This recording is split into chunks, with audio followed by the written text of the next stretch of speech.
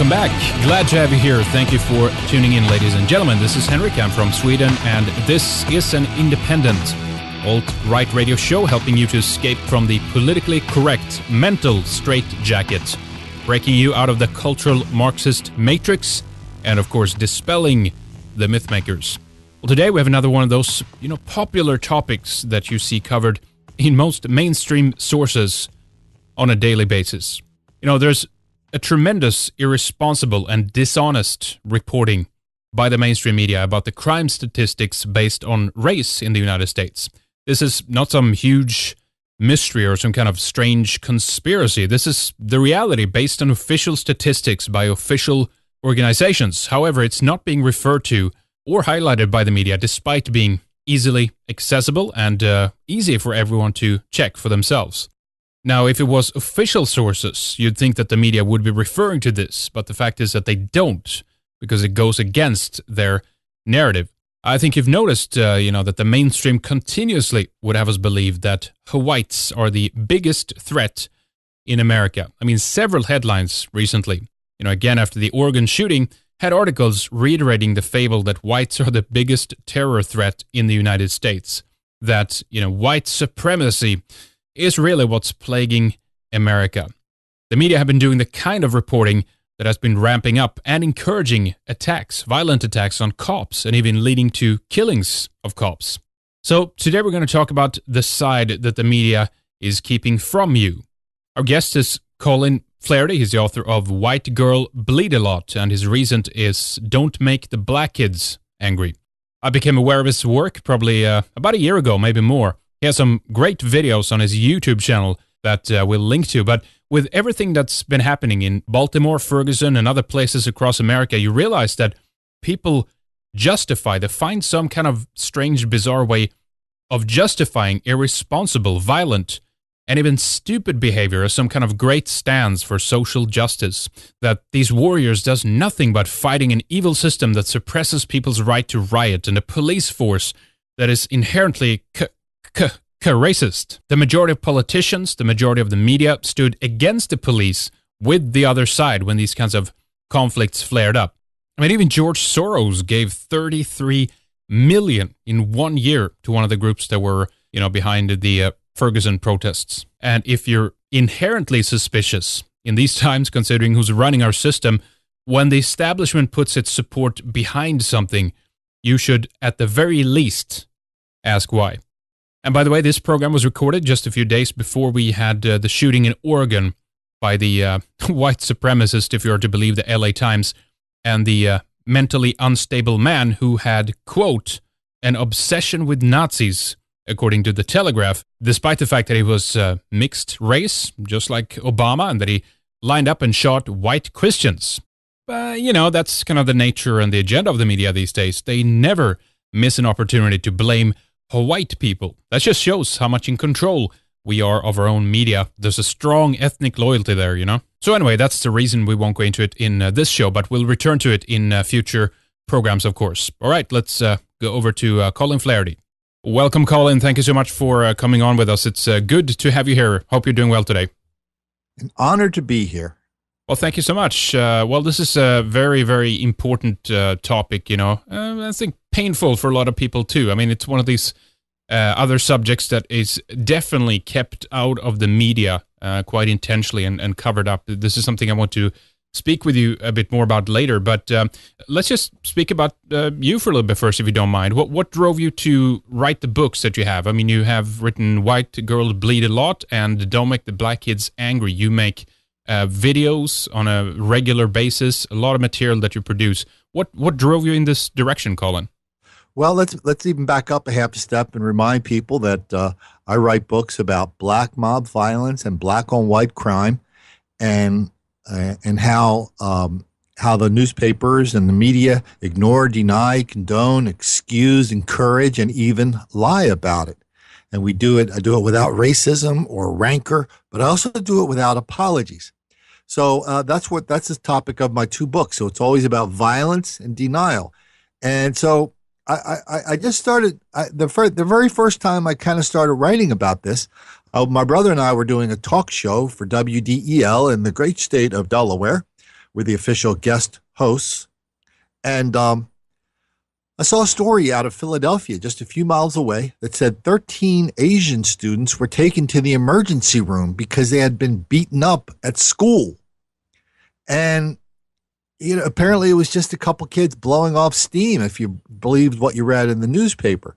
But when you look into it deeply, and if you look at YouTube and other places, you quickly learn that the Asian students were immigrants. They went to a black high school in a black part of Philadelphia, and this taunting, harassment, and assault had been happening for years to them, to their parents, and to any other person kind of connected to them. So when I started seeing that, I started talking about it. I asked other reporters about it, and I said, "What's up with that? It looks like kind of like a race riot."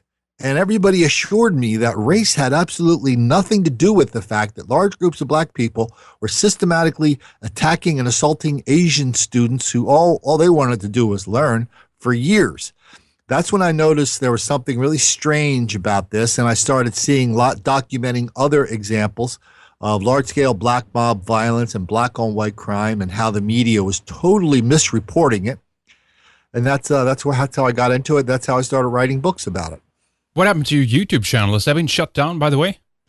Well, my YouTube channel was growing like crazy, and it had 15,000 subscribers and 1 million viewers a month.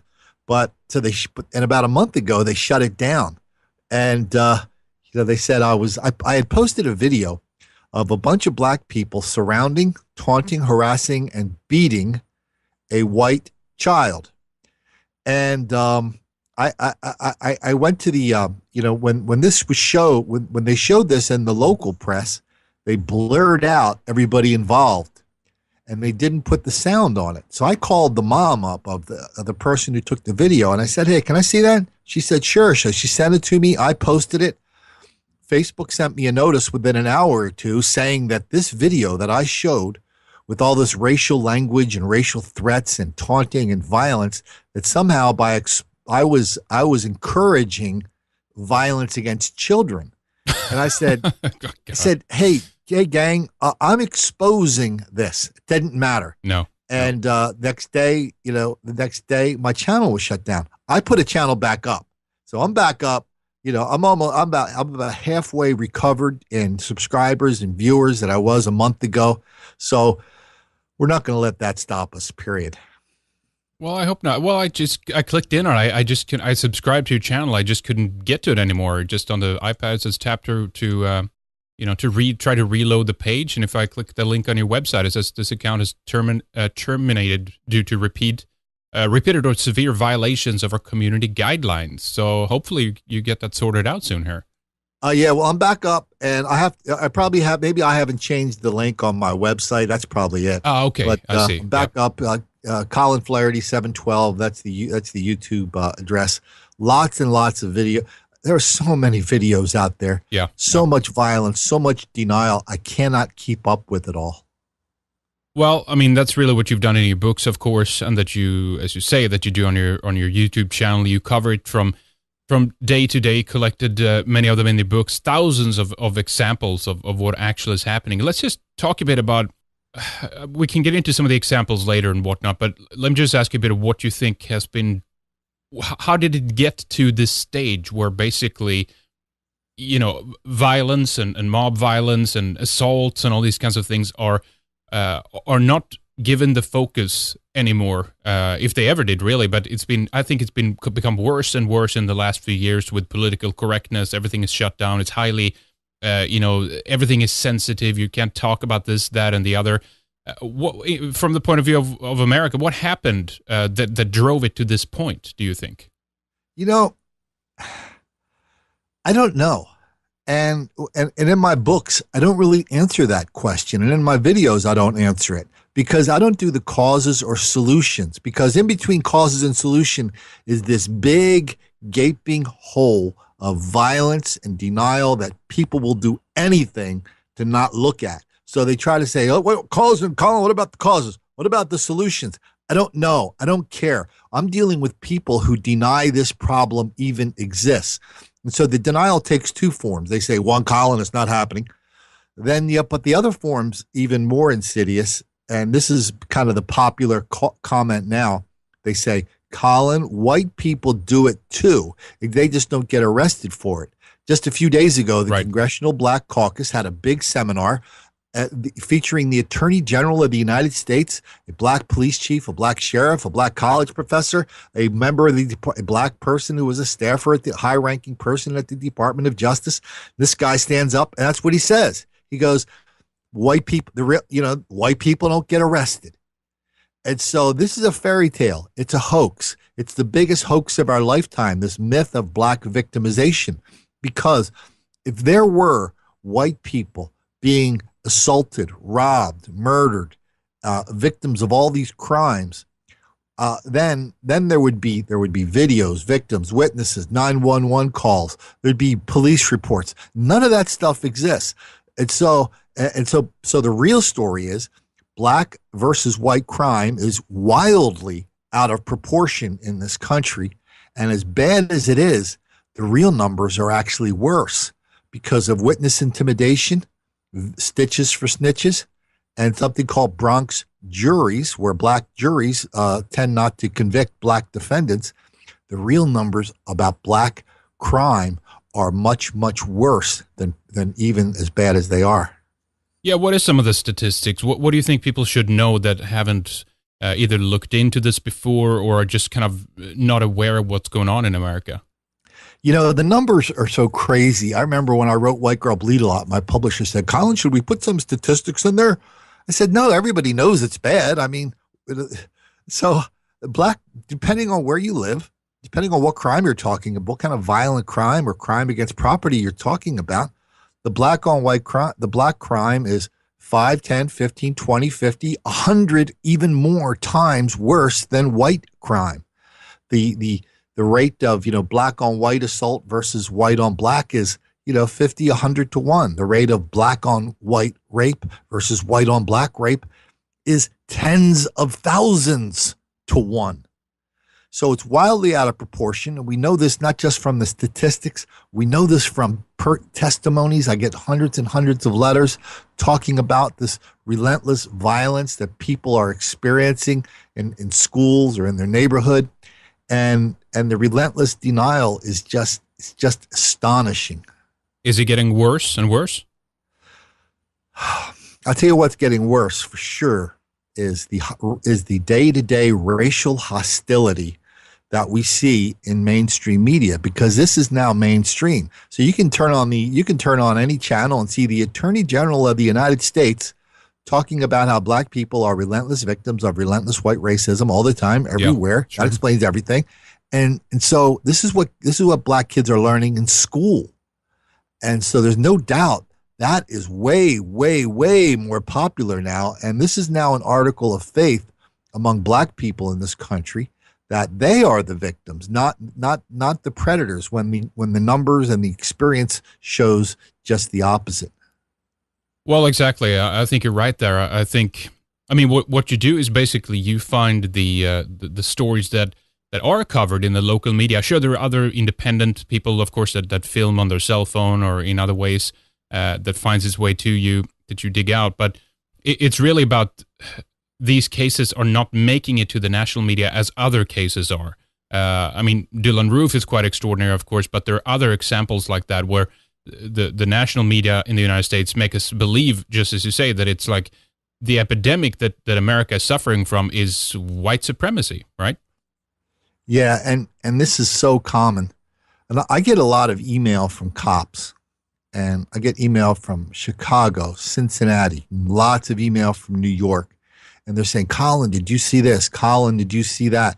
Got an email 2 days ago from New York. Big episode of black mob violence outside in Brooklyn.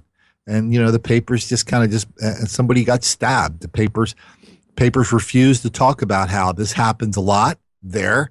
And I document how it happens a lot there and how this kind of crime in that kind of area is a black thing. And, if somebody rolls in and starts telling fairy tales about Black Lives Matters, they cannot give them enough airspace and print space. But when the reality is 100% different, and the reporters just refuse to acknowledge it. Well, would they end up in trouble? Is it just that it ends up on the the cutting floor? I mean, surely there, as we said, there are people that are covering it, but it's just kind of not making that national circulation as some other stories are, right? Every once in a while, somebody kind of covers it, but nobody is really connecting the dots. And I think the reason my channel and my books have taken off is I'm the first one has really kind of taken kind of a journalistic look at this. I mean, a lot of people writing about race, not to their credit. They really pack a lot of anger. They pack a lot of racial stereotyping and generalizations in there, and it's really easy to marginalize and discredit them. But when I write, I just say, listen, this is happening, that's happening. This person said it's not happening, but here is what's really going on, and that's why I think my books and YouTube videos kind of resonate a little more than lots of other places. What are some of the justifications here that people make? I mean, we can get into some of the cases here later, not only of the incidents, the crime and the violence and all that, but also the larger stories that made it to national media that both spawned, the Black Lives Matter movement and how that has changed the climate consequently. But what are some of the justifications? You mentioned a few of them, but it's economic inequality. The kids are angry. They're simply trying to lash out at this kind of white supremacy system, the systemic racism within the United States, right? Yeah, and so 2 years ago, when I was kind of just in this for about a year or so, the typical excuses were still on the table, right?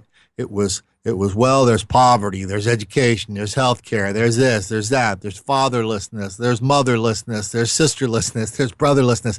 There's 1,000 excuses. I was always astonished at the people's ability to come up with new excuses and new words to describe this epidemic of black crime and black mob violence. But about a year or so ago, everybody kind of turned on a dime. And everybody's kind of focusing on one excuse now. The one excuse is white racism. That explains everything. So let's just talk about that.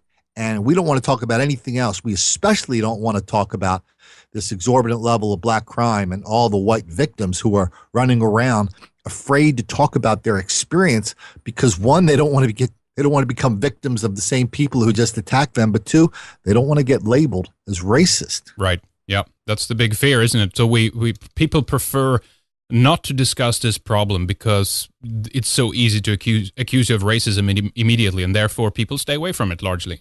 And these are the victims we're talking about. Thomas Right. Sowell, of course, his famous. I like his famous definition of a racist, and that is any conservative winning an argument with a liberal. That's right. Exactly. Yeah, you're right. So, I mean, there's just an incredible amount of these stories, these cases. Let's just kind of give the audience an idea here of what we're talking about. For those who don't know, how would you begin to approach this topic? To let's say that they are programmed by the media, they have this view that my God, it's just a system of white supremacy, or that's the major problem in America, and that's what needs to be fought. How would you enlighten someone like that to the kind of perspective that you're trying to bring to the table here? Well, a lot of people, I would say about 20% of the people, this is just a guess, have already made up their mind that black people are relentless victims of white racism. And so that's why I wrote the book with lots of videos, and that's why I put up a YouTube channel, just to confront people with this enormous amount of video evidence out there showing this black crime, black violence, some against whites, some against Asians, against black, old, young, whatever, against women, men. And so there's just too much video out there for people to deny this. So I just kind of keep exposing people to it, and I try to keep the preaching to a minimum. I just like to say, did you see that? Yeah. I understand, because it's just so much. Well, let's talk about some of the cases that you think changed this. We had, I forget the exact chronology here, but obviously the whole Zimmerman thing happened, and then you had, was it Michael Brown, and then Freddie Gray? There's a number of these high profile cases that made it to the media that really kind of in my view, set things off in a different direction. How did these high-profile cases change the climate, do you think? Well, there's no doubt that a lot of people saw a couple of those cases as an opportunity, which they advanced. So now there's lots of paid community organizers moving from town to town, doing this and that. It's interesting. Rudy Giuliani, the mayor of New York, de Blasio, he was talking about this a few months ago. And he was talking about how Black Lives Matter and police have to stop beating up black people for no reason whatsoever. So former Mayor Giuliani came up and said, hey, what are you talking about? We've got to support our police. They're doing a great job. All they're doing is arresting people who break the law. Then de Blasio said, well, we've got 3 cases. We've got Trayvon Martin, we've got Michael Brown in Ferguson, and we've got Freddie Gray in Baltimore, and we got 4 cases, Eric Garner in Brooklyn. And he goes, that's a pattern. So 4 cases is a pattern, right? By his definition. But I show thousands of cases. And every single case I do is a challenge. Every single video I do is a challenge. And it's a challenge to the people who say white people do it too. They just don't get arrested. I always say, show me the video, show me the link, show me the story. And so there's an enormous amount of evidence out there. And but the people who are doing the Black Lives Matter, they've been very successful in convincing a lot of people this evidence does not exist.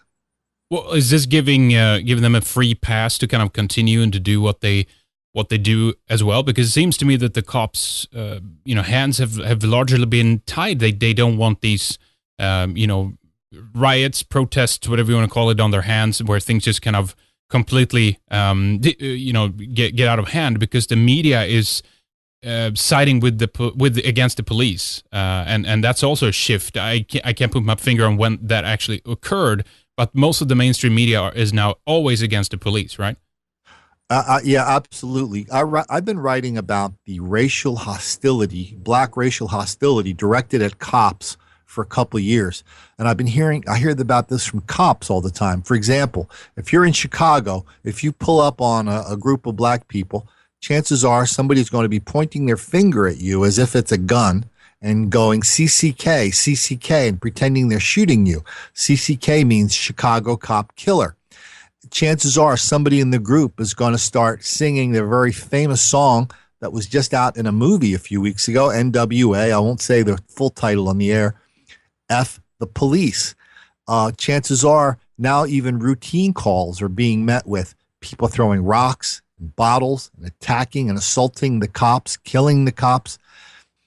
The amount of violence and harassment directed at cops from black people is enormous. I document it on my channel all the time, and the cops, thankfully, the cops are starting to speak up a little more about what's really going on out there. Well, they justify it. That's what's so bizarre about this. That even the media used to be very kind of sticklers about the law and law abiding, and as we know, it's not always there are cases, of course, where there is transgressions by cops, but in the way that the media has simplified the situation and always side against the cops it's quite remarkable, actually. It's really remarkable, and the cops. If you ever meet a cop, you know what your average cop is like. They're like a Boy Scout. They didn't become a cop so they can go beat people up. They became a cop so they can help people. And so all of a sudden, the job is totally different than what they thought. And they're just the victims of this racial harassment, racial violence. I mean, let me ask you this. If you had, I know you spent time in America and in Sweden, but if you met a young American and he came to you and he said, I'd like to be a cop, what would you say? Yeah, well, I'd say, well, good for you. I say, I just don't think you know what you're getting into. Right, you have exactly. To, if you talk to cops, if cops are your friends, you ask them what's going on, you will see how beleaguered they are, mm-hmm. how they're victims of PTSD, post-traumatic stress disorder. Oh, and by the way, everything we're saying about cops also goes for teachers. Right. Yeah, it's true. Everything is changing radically and drastically. Well, let's talk about some of the cases that you cover. I mean, recently you had pretty good article up. I think it was posted by American Thinker, a number of other places as well, called "Black Violence Matters," just written by over a week ago or so. And you go through, I mean, just an endless amount of these cases. What's fresh in your memory? Tell us about a few of these. Oh man, it's funny. That seems like, so I wrote that like 10 days ago, and I listed about 25 examples of black mob violence and black on white crime. The one that sticks out to me the most is there's a grocery store in Oakland, and a black in Oakland, California, which of course is a black neighborhood. But the grocery store is called Whole Foods, which is kind of the quintessential white liberal grocery store, right? Right. Anyway, yeah. So a black guy was in there shopping, takes his goodies up to the counter, tries to pay for them with food stamps, or what they now say EBT, electronic balance transfer, and he had some items in there you were not allowed to buy with food stamps. Cashier told him. He got angry and agitated, started threatening the cashier, spitting at the cashier. Manager came over, threatening, spitting. Security guard came over, threatening, spitting. At that point, the security guard, kicked him out and beat the hell out of him and threw him out of the store. This guy was like a danger to the customers of Whole Foods. Everybody turned this into, all of a sudden, there was a woman there, and it's crazy enough, if you look at her curriculum vitae, she's an expert on African victimization at Oxford. So she just happened to be there. So she calls the reporters and go, "Oh, that poor black man just got beat up for no reason whatsoever." All their TV stations come in and said, "Oh, this poor black guy got beat up for no reason whatsoever at Whole Foods. What's going on?" Well, it wasn't what she said. It wasn't what the reporters said. It was totally the opposite. And there's a lot of that going on. Yeah, it's bizarre that these the stories are, but they come from a set point of an agreement almost that this is if you're convinced that that the problem is from whites against blacks, then obviously you're going to try to interpret everything in that way as opposed to just looking at it objectively.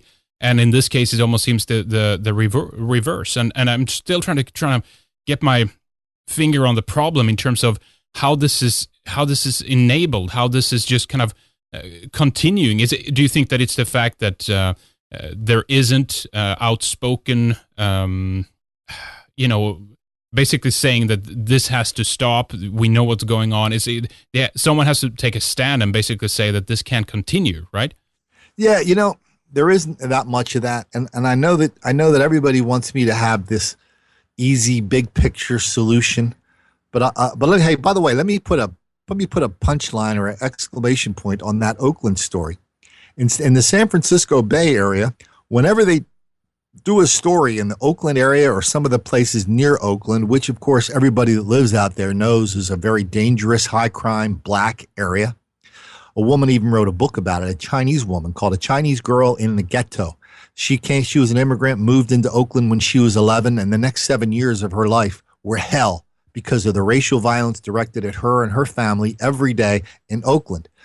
If you're a reporter in Oakland at a TV station, over the last 2 years, there has been more than a dozen examples of black people attacking reporters and stealing their property while they're in Oakland covering a story. So now, if you're a reporter at any of these stations, more often than not, you carry with you an armed guard when you cover stories in that part of the area. And this is something that the reporters just can't get their minds around to connect the dots on, that there's something very, very, very wrong in this country with this enormous amount of black on white hostility that is often expressed in violence and in crime. Do you think that it's should we blame the media for that? Is it underlined by them and continuously kind of emphasized, and this is what's exacerbating the situation, or is there something else, do you think? Yeah, there's no doubt what you just said is true. But so here's my, when I first started doing this, I thought, okay, well, the criminals are pretty crazy. They're doing all this really, really bad stuff. And then when they get caught, they look at the camera and go, "Hey, I didn't do anything." And their moms come in and go, "Oh, my baby would never shoot anybody with a gun." Next day, you see their Facebook pages. You know, you see a 15-year-old kid with guns and drugs and money, and all of his friends on video doing the same thing. But now, the more I cover this, the more I really see the really, really sick people, and that's the only word I have for them, are not the people committing the violence, the people who enable it, who see it and ignore it and enable it and excuse it. And that's what these reporters are. I mean, it's just the level of denial and ignorance is just mountainous. And I just don't know why even one or two of them just won't connect the dots and say, yeah, this is like the 67th example of black mob violence we've had in this neighborhood over the last year, and there's no counter examples of white kids, robbing and killing black people. So that's all I'm hoping to do. Is really kind of give people a new vocabulary for how to read the paper, how to look at this stuff, give them a way to talk about it. And hey, by the way, there's a lot of people that are figuring this out now.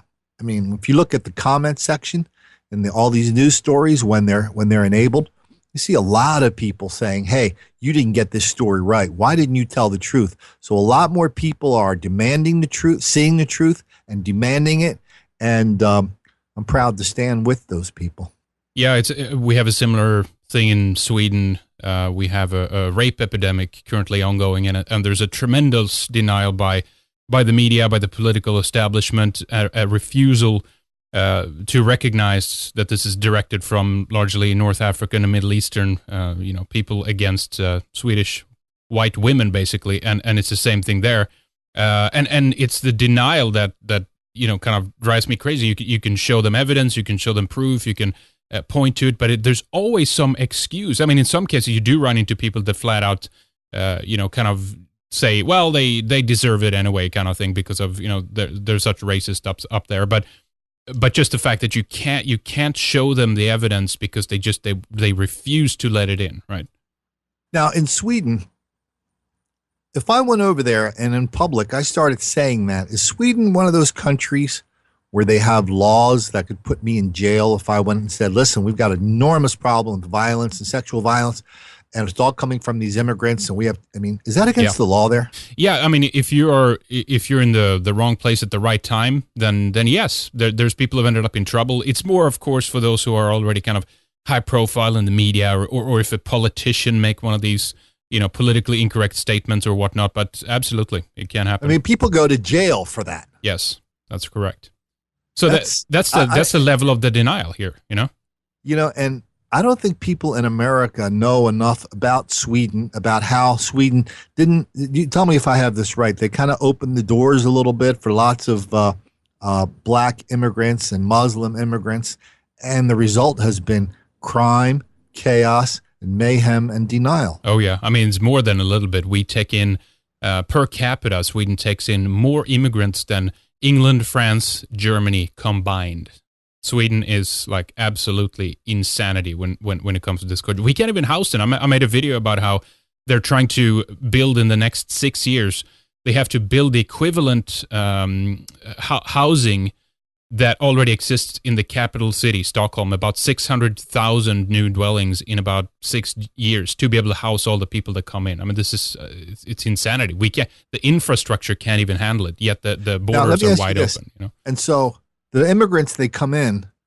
Are they working or are they on government assistance? Yeah, assistance. Many of them have very difficult to get jobs because we also have a kind of a very, more socialist kind of system in Sweden that started to go away a little bit, but the unions are very strong. So that, for example, if you hire somebody, it's very difficult to fire them. So that understandably, Swedish employers don't really take those kinds of risks. If your language is not the best, or if we don't really, if we know that there might be some cultural differences, I think a lot of people are hesitant to try and to take that gamble.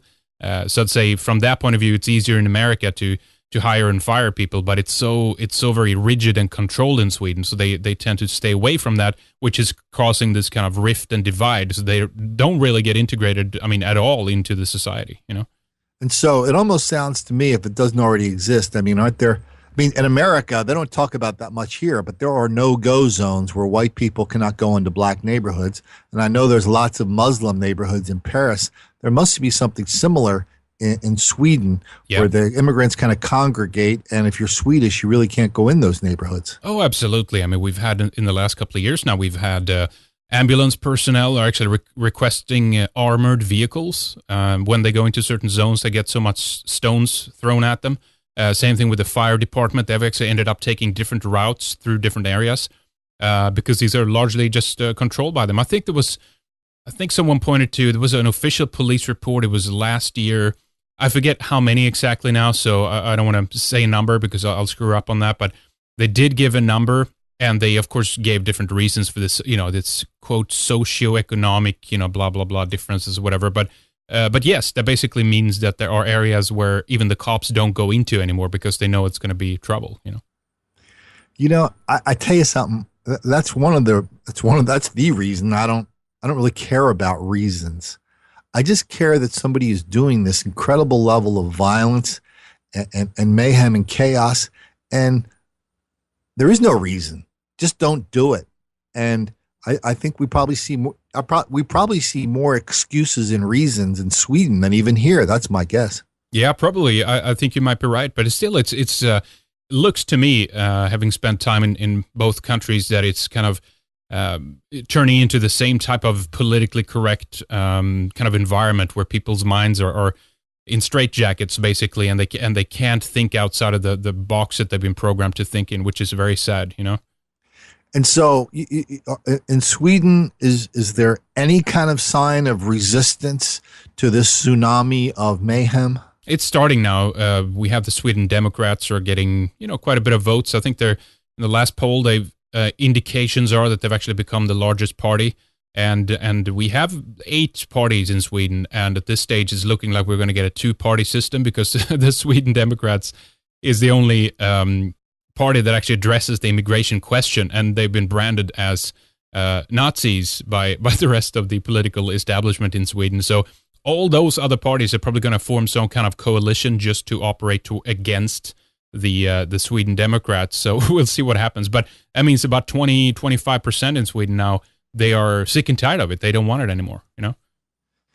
I'm trying to remember what was those? I don't think the guy was Swedish. I don't think. Who was the guy who wrote those books? Stieg. Oh yeah, Stig Larsson. Yeah, he was.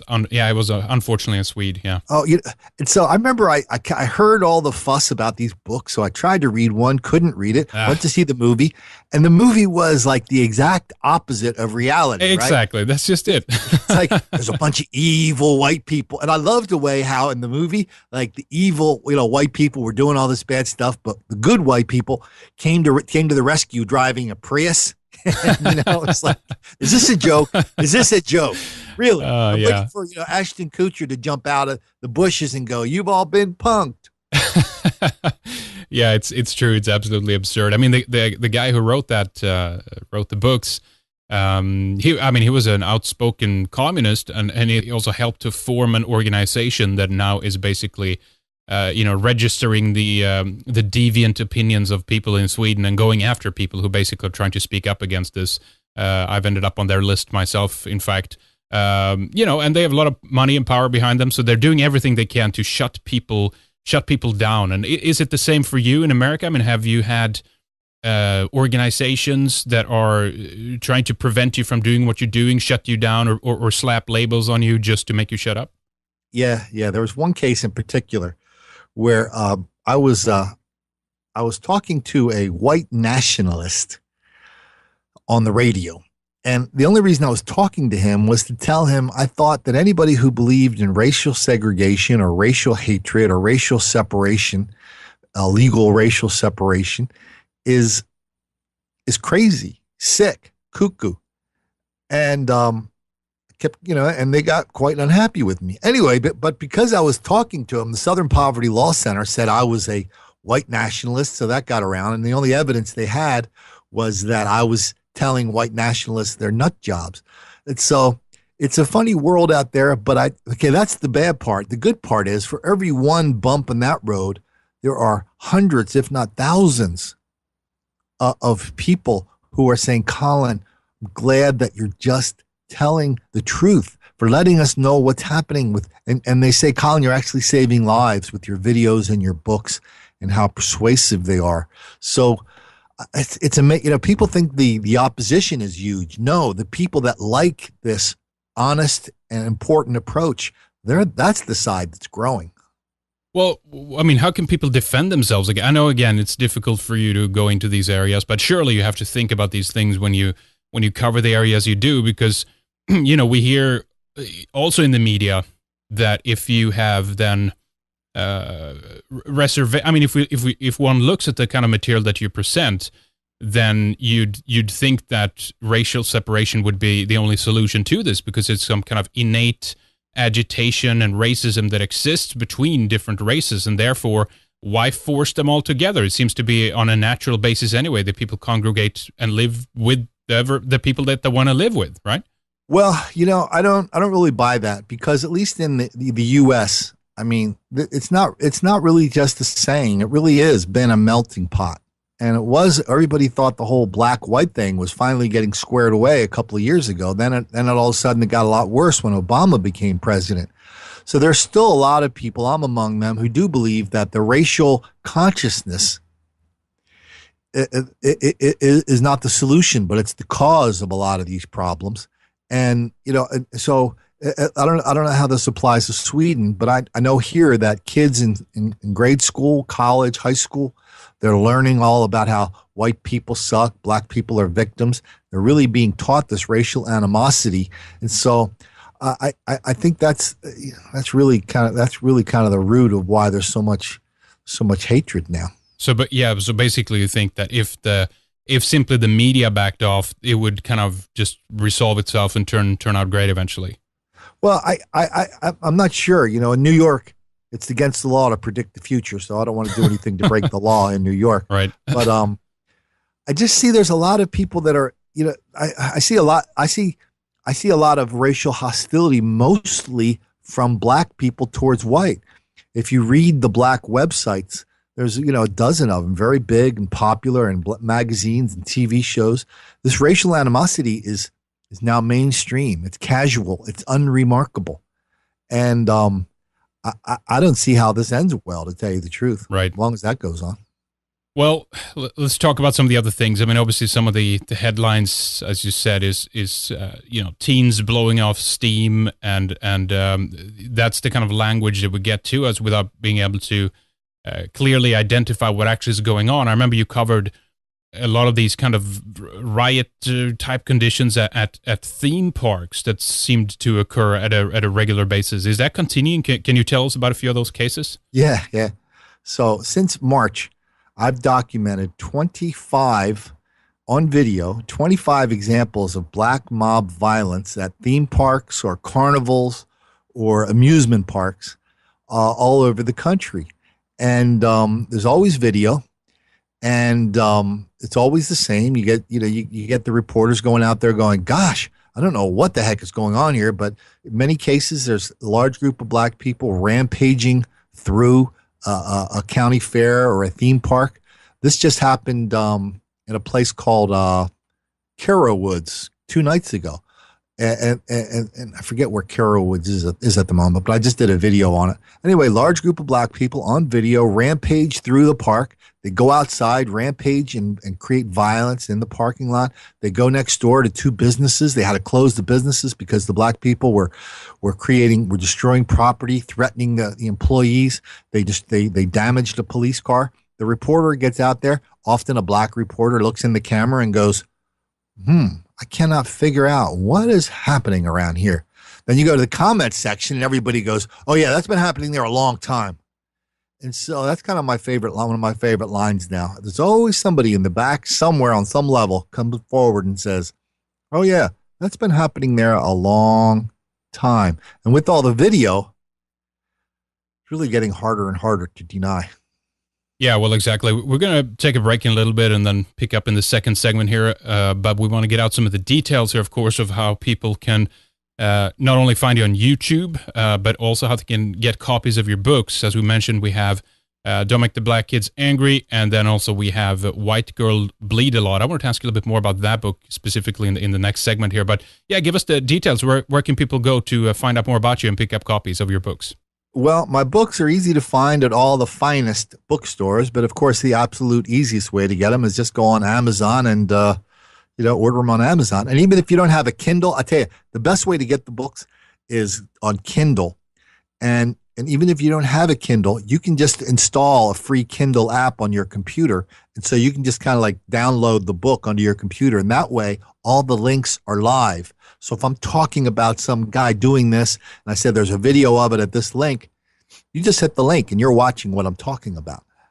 All right, very good. And you have your website is whitegirlbleedalot. Was it .com? Let's see. Yes. Okay, yeah.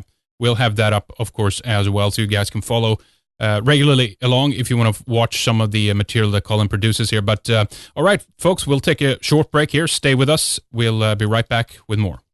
Well, I hope you enjoy the first hour. A lot of material here that you might not have heard before, but do go and check out his YouTube channel and take a look at some of the videos that he's produced. And if you're unfamiliar with some of this territory, it might be a big eye-opener to you. So I hope you have an open mind to look into that for yourself. We are going to continue in the second hour, of course, with Colin Flaherty, as we do. We're going to talk more about Baltimore, Ferguson, Detroit, Sweden, Islam, and a bunch of other interesting issues. We do kind of cut loose a bit more in the second hour. We're going to get into a lot of those things that isn't addressed properly in the mainstream media. And I know that we rack a lot on them, but my God, the state of things and the state of the lies that we are subjected to, how can we not, right? So if you want to hear the second hour, if you're not yet a member, please sign up. RedIceMembers.com is the website. Try it out. We have recurring 3-month subscriptions. We also have one-time payments from 3 months up to 2 years as well. So do try it out. Support an independent media and, of course, get access to some of the most vital content when it comes to breaking through the programming of our times.